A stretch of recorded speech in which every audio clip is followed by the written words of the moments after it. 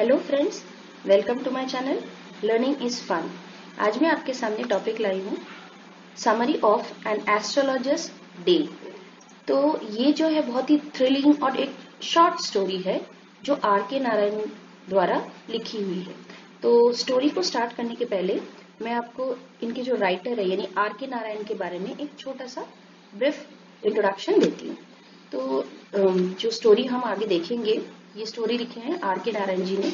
इनका पूरा नाम है, full name is Rishipuram Krishna Swami Iyer Narayan स्वामी।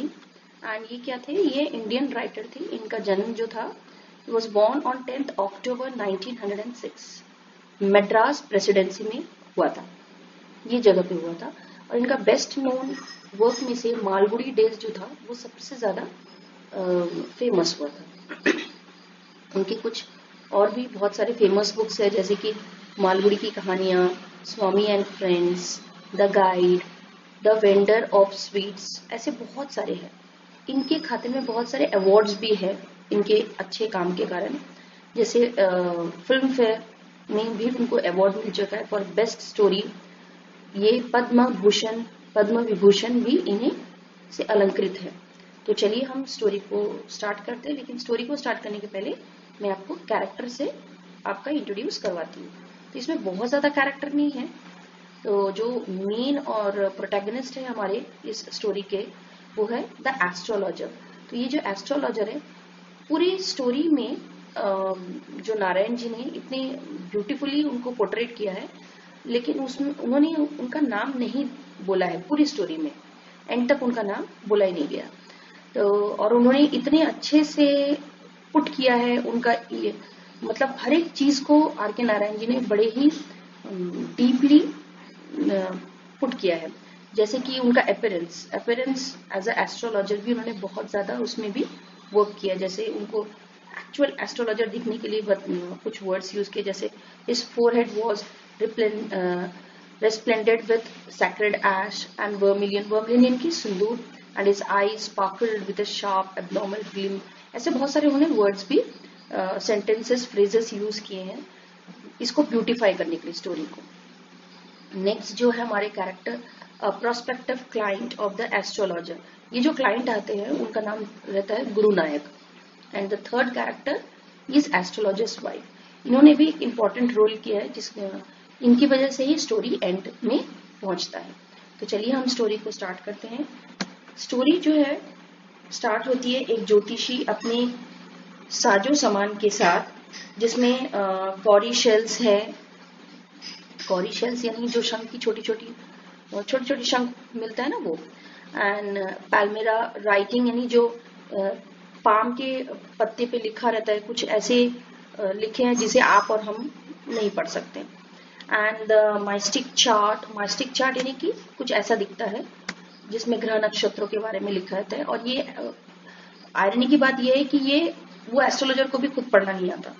तो ये जो ज्योतिषी अपने साजो सामान के साथ टाउन हॉल पार्क के पास जो गांव है, जो ये जो गांव पास जो गांव है, यहाँ जो सबसे व्यस्त सबसे बिजी मार्केट में एक इमली के पेड़ के नीचे वो यानी टैमरिंड पेड़ के नीचे वो बैठ जाता है। और ये बंदा जो है वो इतनी परफेक्टली ड्रेस्ड रहता है, उसके माथे पर पवित्र भस्म यानी कि ऐश लगा रहता है, और सिंदूर यानी कि वर्मिलियन लगा के रखता है, केसरी रंग का टर्बन यानी पगड़ी बांध के रखता है। वह इतने अच्छे से ड्रेस्ड है कि उसे कोई पहचान नहीं सकता, और वो पूरा का पूरा एस्ट्रोलॉजर ही दिखता है। यानी उसके पास्ट में क्या हुआ था क्या नहीं हुआ था, वो कौन है, कोई भी उसे पहचान नहीं पाता। उसकी आंखों में इतनी चमक है कि लोग उसे एक बहुत ही प्रॉफिटिक मानते हैं। और उसकी एक्चुअली ये जो चमक है, ये चमक इसलिए नहीं कि वो प्रॉफिटिक है, बल्कि चमक इसलिए था कि वो जो है ये एस्ट्रोलॉजर अपने क्लाइंट्स को ढूंढता रहता है मार्केट में, कौन मेरा क्लाइंट बन सकता है। तो ये जो वेटिंग है, इसके कारण इसके आंख में एक चमक है। हम यानी हमेशा उसे लगता है कि somebody is coming to pay me, ऐसा। तो लेकिन उसके जितने भी क्लाइंट्स थे वो ये समझते थे कि ये जो इनकी आंखों में चमक है, क्योंकि इनमें बहुत ज्यादा दिव्य कोई शक्ति है, तो इसीलिए लोग इनके पास आना पसंद करते थे। और ये जहाँ मार्केट में बैठते थे वहाँ तरह तरह के बहुत सारे दूसरे शॉप्स भी थे। और क्योंकि ये जो गांव था बहुत ही मॉडर्न नहीं था, डेवलप्ड नहीं था, तो यहाँ पे लाइट की बहुत ज्यादा व्यवस्था नहीं थी। तो जिसको जो भी मिले, जैसे कोई आग जला के, यानी डे टाइम तो आराम से चल जाता है बिकॉज ऑफ सनरेज, लेकिन जो नाइट आवर्स रहते हैं वहां पे अंधेरा होने के कारण लोग क्या करते थे, कोई आग जलाता है, कोई गैस लाइट जलाता है। और ये जो हमारे भाई साहब एस्ट्रोलॉजर है, वो एक मूंगफली वाले के पास में बैठता था। तो ये जो मूंगफली वाला है, इसमें भी बहुत ही एक अच्छी चीज है कि मूंगफली वाला जो था अपनी मूंगफलियों को बड़े फैंसी नाम दिया करता था। रोज अलग अलग नाम से अपनी मूंगफली को बेचा करता था। जैसे कि कभी वो बोलता था बॉम्बे आइसक्रीम, कभी वो बोलता था दिल्ली आलमंड, कभी राजा डेलिकेसीज, ऐसे वो बोलता था। इससे क्या वो कस्टमर्स को अपनी ओर खींच सकता था। और ये जो एस्ट्रोलॉजर था, इसका जो है ये फैमिली बिजनेस नहीं था। वह तो चांद तारों से उतना ही अनजान था जितना आप और हम हैं, और जैसे उसका क्लाइंट है। तो उसके जीवन में कुछ ऐसा ही कुछ घटा था कि उसे इस प्रोफेशन में आना पड़ा। नहीं तो वह भी अपने पिताजी की तरह फैमिली बिजनेस यानी कि मकई की खेती करता, खेती बाड़ी करता, शादी करता और खुशी खुशी रहता था। पर वह यह सब नहीं कर पाया और अपने गांव से दूर किसी अनजान जगह में बस गया और ये प्रोफेशन को उसने अपना लिया। और ये प्रोफेशन में इसलिए भी बहुत ज्यादा फेमस भी हो गया, लोग यहाँ इसके पास आना पसंद करते थे क्योंकि ये बहुत ही स्मार्ट था, लोगों की फेस बड़े अच्छे से रीड कर सकता था। जैसे ही वो किसी क्लाइंट को देखता था तो अपनी आंखें बंद करके मेडिटेट ऐसा दिखाता था कि as if he is meditating, तो मेडिटेट करता था। और इसी दौरान लोग तो अपने परेशानियों को लेके उसके पास आते थे। तो वो जो क्लाइंट्स आते थे वो इनको मेडिटेट करता देख इनको लगता था कि बाप रे कितने पहुंचे हुए साधु है। और वो फटाफट अपने यानी अपनी चीजों को, अपनी लाइफ में हो रहे प्रॉब्लम्स को इसके साथ शेयर करता था।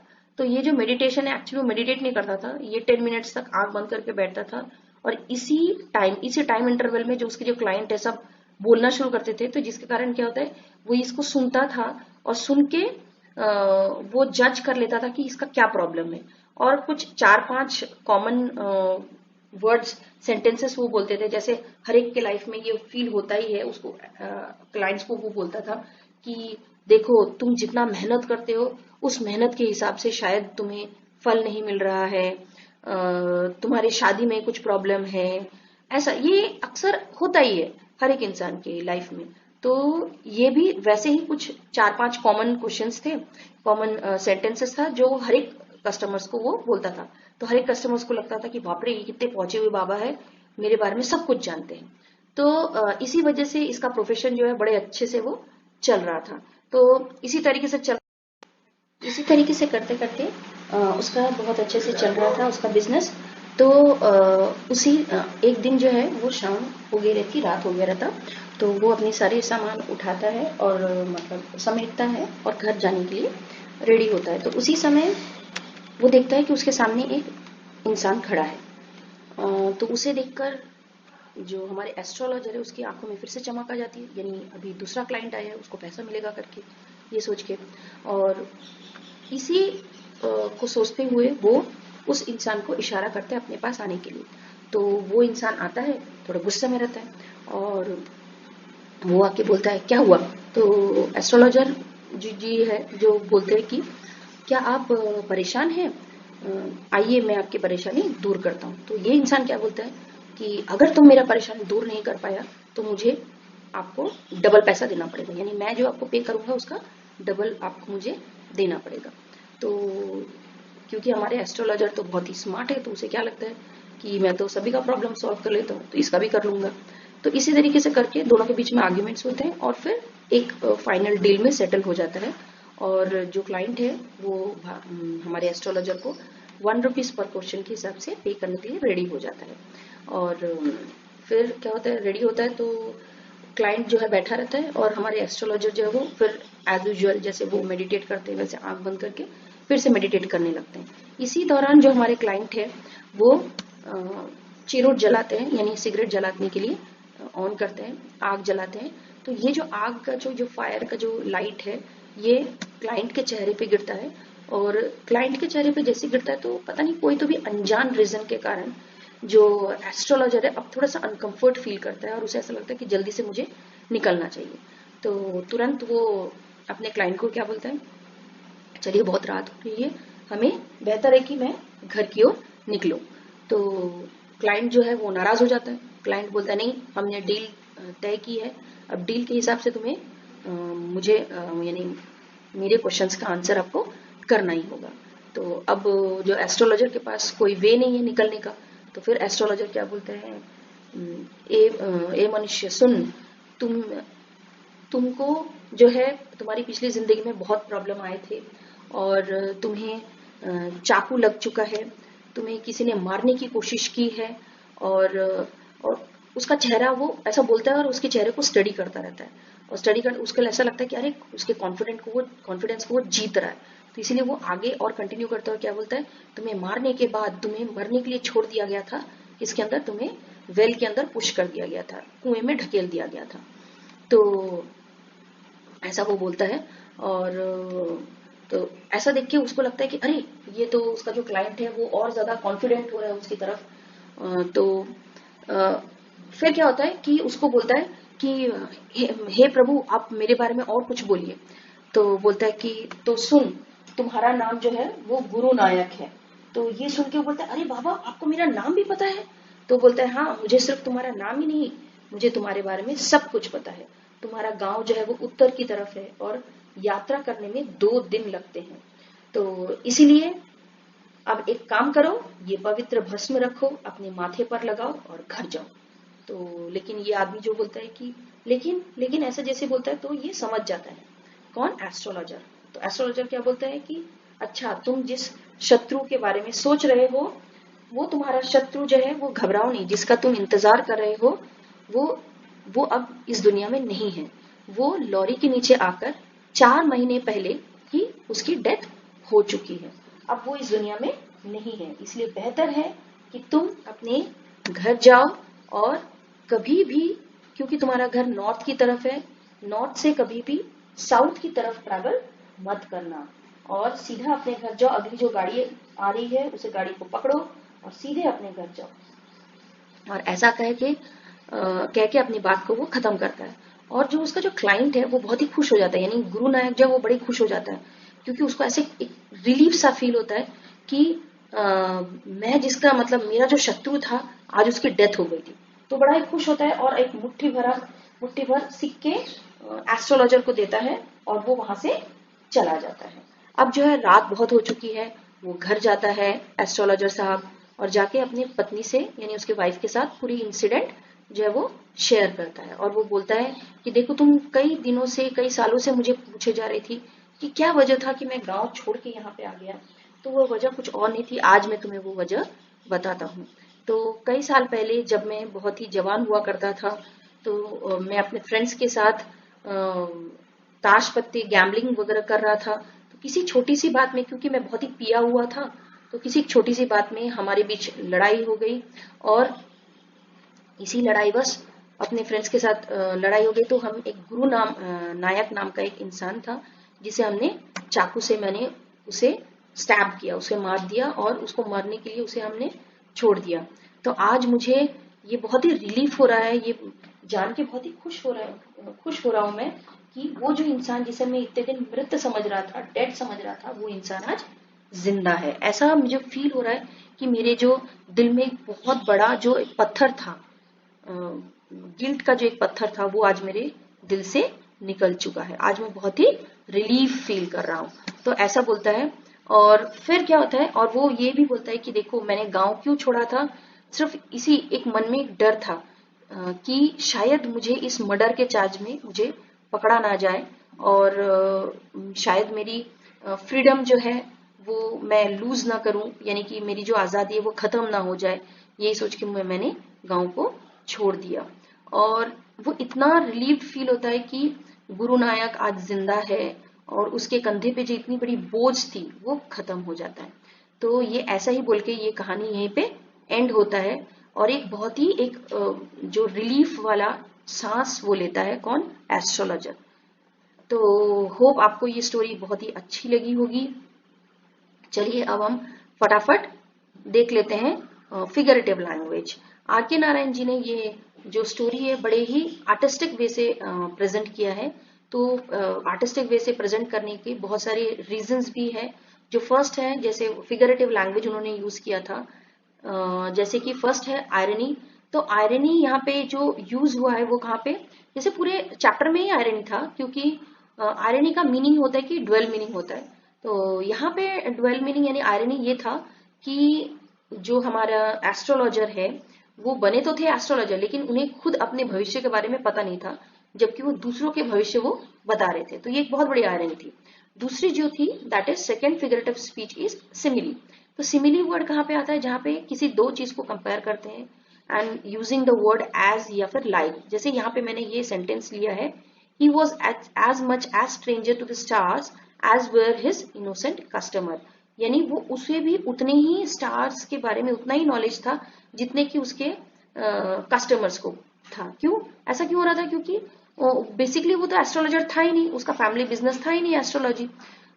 तो वो तो अपने स्मार्टनेस की वजह से वो एस्ट्रोलॉजर बन गया था, क्योंकि वो दूसरों की मन की बात बड़े अच्छे से, बड़ी आर्टिस्टिकली वो पढ़ सकता था और स्मार्टली वो चीजों को वो हैंडल कर सकता था। इसीलिए ये जो सेंटेंस है, और ऐसे बहुत सारे सेंटेंस भी है चैप्टर में जहाँ पे सिमिली यूज हुआ है। तो मैंने ये दो लाइंस मैंने लिए हैं। दूसरा जो था आर के नारायण जी ने बड़े ही कैची फ्रेजेस यूज किए हैं।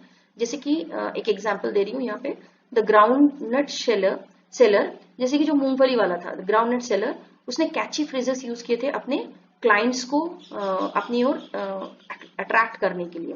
तो जैसे कि यहाँ पे he gave a fancy name each day, कभी उसको बॉम्बे आइसक्रीम बोलता था, एंड द अदर डे कभी उसको वो दिल्ली आलमंड बोलता था, द नेक्स्ट डे राजाज डेलिसेसी ऐसा वो बोलता था।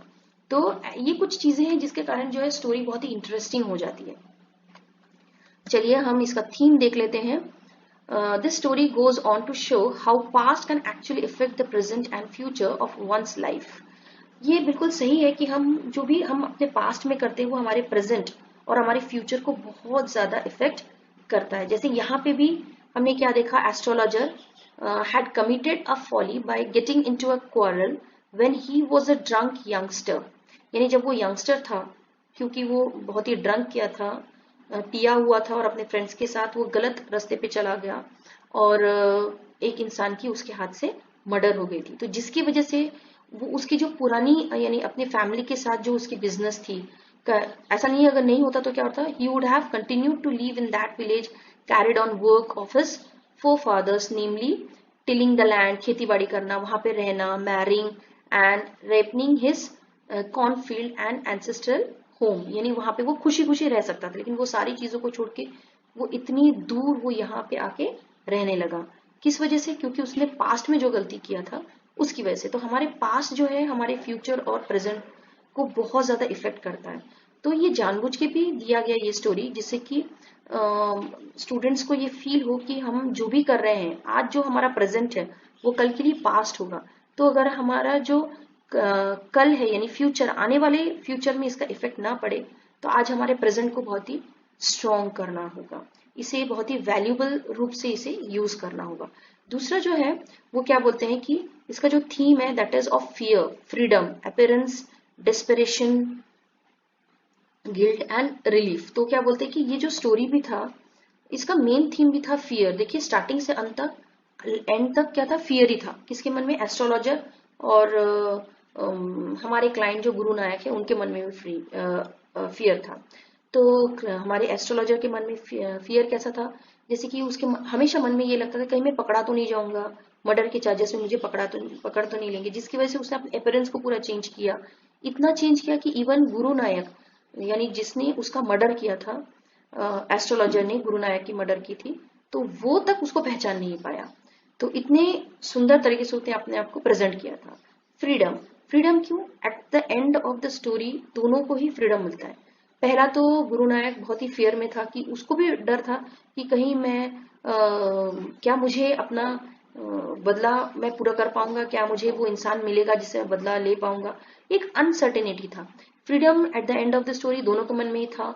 हमारे जो क्लाइंट यानी गुरु नायक थे उनके मन में भी फ्रीडम आया, इस चीज का फ्री आया कि हाँ वो बहुत ही खुश हो रहा था कि हाँ मैं जिससे बदला लेना चाहता था आखिर तक वो मारा गया, ये सुन के वो बड़ी उसे खुशी हो रही थी। दूसरा जो फ्रीडम हमारे एस्ट्रोलॉजर के मन में भी था कि उसके मन में एक बहुत बोझ था कि मैंने किसी का मर्डर किया है, आज वो बहुत ही फ्री हो रहा था ये सुन के, सोच के कि जिसके मैंने मर्डर किया था वो उसकी डेथ नहीं हुई थी, क्योंकि वो तो मैंने गलती से कर दिया था, एक्चुअली बेसिकली वो उसे मारना नहीं चाहता था, तो इसीलिए उसके मन में एक गिल्ट था कि मैंने बहुत ही गलत किया था, और आज उसे ये पता चला कि वो जिंदा है, ये सुन के उसे बड़ी खुशी हो रही थी। तो जो स्टोरी जो है वो रिलीफ के साथ खत्म होती है, दोनों के मन में रिलीफ होता है, तो इसके साथ ही खत्म होती है। आई होप आपको ये स्टोरी अच्छा लगा होगा, थीम ऑफ द स्टोरी भी अच्छी लगी होगी। इसी तरीके से मेरे साथ आप बने रहिए, मैं नए नए वीडियोस पोस्ट करती रहूंगी और आपके डाउट्स जो वो क्लियर करती रहूंगी। So thanks for watching my video. Please like share and comment in the comment section box कि आपको ये स्टोरी कैसी लगी, आप नेक्स्ट कौन से वीडियोस देखना चाहते हैं, and also subscribe my channel, press the bell icon for the notification of the next video. Okay, then see you in the next video. Bye.